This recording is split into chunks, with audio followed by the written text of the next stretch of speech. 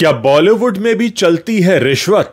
ये सवाल इसलिए पूछा जा रहा है क्योंकि हाल ही में विद्युत जम्वाल की फिल्म क्रैक जब रिलीज हुई, उसके वक्त विद्युत जम्वाल ने इस बात को कहा कि बहुत सारे फिल्म क्रिटिक्स ने उनसे सामने से पैसा मांगा और यह कहा कि अगर हमको पैसा नहीं दिया तो या तो हम आपकी फिल्म के बारे में कोई जिक्र तक नहीं करेंगे और अगर कहीं लिखा भी तो हम आपको नेगेटिव पब्लिसिटी देंगे। दोस्तों, बात यहां रुकी नहीं। विद्युत ने एक इंटरव्यू में आगे यह भी बताया कि एक पूरा का पूरा धड़ा है पत्रकारों का, जो सो कॉल्ड बॉलीवुड के जर्नलिस्ट हैं, वो इस बात का बीड़ा उठाए हुए हैं कि अगर कोई शख्स उनके साथ ईमानदारी से पेश आता है या उनकी बातों को नहीं मानता है तो वो कुछ ऐसा कंटेंट क्रिएट कर देते हैं उसके बारे में मार्केट में धीरे धीरे कि जिससे उसे पागल करार तक दिया जा सके। आपने सुना होगा, क्या तुम गुस्से से पागल हो गए हो? कोई कहता है उस दिन मैं खुशी से पागल हो गया। तो हम सब के अंदर एक ऐसी लिमिट होती है जिसको अगर हम क्रॉस करते हैं तो आसानी से साबित किया जा सकता है कि फलां व्यक्ति पागल है। और ऐसे लोग बॉलीवुड में बतौर जर्नलिस्ट काम कर रहे हैं, ऐसा कहना है विद्युत जम्वाल का। और ये वीडियो मैं इसलिए बता रहा हूं क्योंकि जिस वक्त विद्युत ये इंटरव्यू दे रहे थे एक यूट्यूब चैनल को, उस वक्त उन्होंने ये तक कहा कि ये मेरे साथ ही नहीं, ऐसा पहले भी हो चुका है। उन्होंने कोई नाम तो नहीं लिया, लेकिन कुछ लोगों ने इसे जोड़ लिया सुशांत सिंह राजपूत से, क्योंकि सुशांत के बारे में भी ऐसा ही कहने की कोशिश की गई थी। दोस्तों, एक नैरेटिव सेट किया जाता है।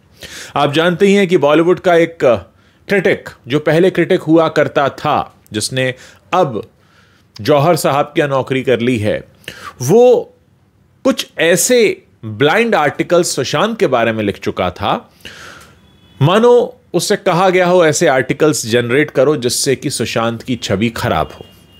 दोस्तों, ये बहुत पहले से होता आया है, कोई नई बात नहीं है। बहुत सारे लोग बॉलीवुड में ये काम करते हैं क्योंकि बॉलीवुड एक ऐसी इंडस्ट्री है जहां सारा का सारा बिजनेस आपकी इमेज पर बेस्ड होता है। आपकी इमेज, आपकी रेपुटेशन। बाकायदा कंपनीज हैं जो रेपुटेशन मैनेजमेंट करती हैं, ऑनलाइन रेपुटेशन मैनेजमेंट कंपनीज होती हैं, पीआर एजेंसीज की तरह। इसीलिए बहुत सारे लोग अपनी इमेज को एक खास तरह का बनाने के लिए, जैसे हमारे खान साहब हैं, उन्होंने एक एनजीओ बनाया है, वो अपनी इमेज बनाना चाहते हैं, वो गरीबों की मदद कर रहे हैं क्योंकि उनके ऊपर कई सारे मुकदमे चल रहे हैं। ऐसे बहुत सारे लोग हैं, वो बाकायदा ऐसे पीआर टैक्टिक्स करते हैं जिससे उनकी एक खास तरह की इमेज बनती रहे। लेकिन विद्युत जम्वाल ने ये जो इंटरव्यू देकर इतनी बड़ी बात कही है, एक ऐसा शख्स जिसकी फिल्म हाल ही में आई बतौर प्रोड्यूसर, बतौर एक्टर, एक अच्छी एक्शन फिल्म उन्होंने बनाई। फिल्म मैंने देखी नहीं है लेकिन तारीफ सुनी है। उनका यह कहना है कि बहुत सारे जर्नलिस्ट जो हैं, उन्होंने मेरी फिल्म देखी तक नहीं, देखने से पहले ही पैसा मांगा। इनफैक्ट कुछ ने यहां तक कहा कि अगर आप हमें पैसा नहीं देते हैं तो हम आपका जिक्र तक नहीं करेंगे, किसी को पता भी नहीं चलेगा आपकी फिल्म कब आई और कब चली गई। यानी कुछ ऐसे फिल्म क्रिटिक्स भी हैं इस समय बॉलीवुड में जिन्हें इस बात पर बहुत गुरूर है, घमंड है कि लोग उनको देखते हैं, सुनते हैं, लेकिन शायद वो ये भूल जाते हैं कि देश की जनता जो है वो किसी क्रिटिक का वीडियो देखकर या किसी क्रिटिक का कॉलम पढ़कर सिनेमा देखने नहीं जाती है। ऐसा अगर होता तो 12वीं फेल जैसी फिल्म हिट नहीं होती।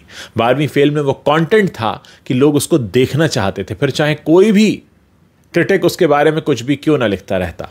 दोस्तों, यहां विद्युत जम्वाल की बात मैं इसलिए भी कर रहा हूं क्योंकि विद्युत जम्वाल के साथ एक और टैग लगा हुआ है, आउटसाइडर का।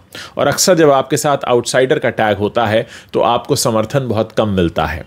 हम ये बात अच्छे से जानते हैं कि फिल्म इंडस्ट्री एक ऐसी जगह है जहां आपको बहुत सारे म्यूचुअल बेनिफिट्स वाले दोस्त मिलते हैं और इसीलिए स्टार किड्स भी यहां पनपते हैं, फैमिली बिजनेस भी यहां बड़ा होता है क्योंकि ये एक इजी मनी है जहां हर कोई अपनी कम से कम कोशिश तो करना ही चाहता है। वो बात अलग है कि कुछ उदाहरण अर्जुन कपूर और वरुण धवन जैसे निकल जाते हैं जो इस इंडस्ट्री से होने के बाद भी खुद को स्टैब्लिश नहीं कर पाए, जैसे तुषार कपूर। लेकिन फिर भी हर कोई कोशिश करता है और ऐसे में विद्युत जम्वाल का ये कहना, दोस्तों, इस तरफ ध्यान देने की इसलिए भी ज़रूरत है कि अगर एक आउटसाइडर फिल्म इंडस्ट्री के बारे में यह कह रहा है कि यहां खुलकर रिश्वत मांगी जाती है, 10 ने नहीं, कम से कम 4 ने तो मांगी होगी, 5 ने तो मांगी होगी। यानी यह चलन बहुत पहले से चल रहा है और ये हमने सुशांत के वक्त भी देखा था कि एक खास तरह की इमेज बनाने की कोशिश की गई थी, वो तो सुशांत की फैन फॉलोइंग इतनी बड़ी थी कि आपने देखा ही कि उसके बाद क्या हुआ। और आज वो शख्स जो इस तरह के आर्टिकल लिखता था, उसे जर्नलिज्म ही छोड़ना पड़ गया। आज वो कहीं और कुछ और काम कर रहा है, क्योंकि वो जानता है कि लोग अब उसकी लेखनी पर भरोसा नहीं करेंगे, उसकी क्रेडिबिलिटी जा चुकी है। दोस्तों, एक बहुत बड़ी जिम्मेदारी होती है बतौर जर्नलिस्ट जनता के सामने आना, चाहे आप राजनीति पर बात करें, चाहे आप बॉलीवुड पर बात करें, सोशल इश्यूज पर बात करें या किसी भी मुद्दे पर बात करें। अगर लोग आपकी बात सुन रहे हैं, अगर लोग आपका लिखा पढ़ रहे हैं, तो आपकी बहुत बड़ी जिम्मेदारी बन जाती है कि आपकी क्रेडिबिलिटी बनी रहे। ऐसा ना हो कि आप कुछ का कुछ लिखने लगें, लोगों के साथ सौदेबाजी करने लगें, लोगों से पैसा खाने लगें और उसके बाद उसके अनुसार अपने विचारों को बदलने और उनका नया रूप देने लगे। तो किसी हद तक विद्युत जम्वाल का यह कहना कि उनसे पैसा मांगा गया, यह भी कहा गया कि अगर नहीं मानोगे तो तुम्हारा हाल, तुम्हारी इमेज क्या होगी, तुम्हें अंदाजा भी नहीं होगा, और साथ ही उनका यह कहना कि कुछ एक्टर्स के साथ पहले ऐसा हुआ भी है, ये इस तरफ इशारा करता है कि बहुत सारी ऐसी रॉन्ग प्रैक्टिसेस हैं जो बॉलीवुड में चल रही हैं। बॉलीवुड का काला सच सिर्फ कास्टिंग काउच तक सीमित नहीं है, सिर्फ सेक्सुअल फेवर तक संबंधित नहीं है, यहां और भी बहुत कुछ चलता है। शायद हमें जरूरत है विद्युत जम्वाल जैसे लोगों की, जो आगे आकर इस तरह की बातें करते रहें। एक और बात मैं यहां पर कहना चाहूंगा कि जब भी कोई फिल्मी कलाकार आकर कोई ऐसा डर्टी सीक्रेट ओपनली बोलता है, तो कुछ समय के बाद उसकी छुट्टी होने लगती है, लोग उससे किनारा करने लगते हैं, लोग उससे दूर जाने लगते हैं। लेकिन इसका मतलब यह नहीं है कि आप सच बोलना छोड़ दें, बहुत ज़रूरी होता है। मुझे याद आ रहा है कि कंगना ने जब पहली बार ऋतिक के बारे में आकर इंटरव्यू दिया था, तो बहुत सारे लोगों ने कहा था कि कंगना ये क्या कह रही हैं। लोगों ने कंगना के ऊपर भी तरह तरह के आरोप लगाए थे, लेकिन बाद में जब ऋतिक रोशन के इंटरव्यू सामने आए, तब पता लग गया कि सच कौन बोल रहा है और झूठ कौन बोल रहा है। इसलिए ज़रूरत होती है कि अगर आप कैमरा पर आते हैं, एक जर्नलिस्ट के तौर पर आते हैं, एक एक्टर के तौर पर आते हैं, एक पब्लिक फिगर के तौर पर आते हैं, तो आप वो बोलें जो सच है। पैसा लेकर इमेज बिगाड़ना, पैसा लेकर इमेज बनाना, ये कम से कम जर्नलिस्ट का काम नहीं हो सकता।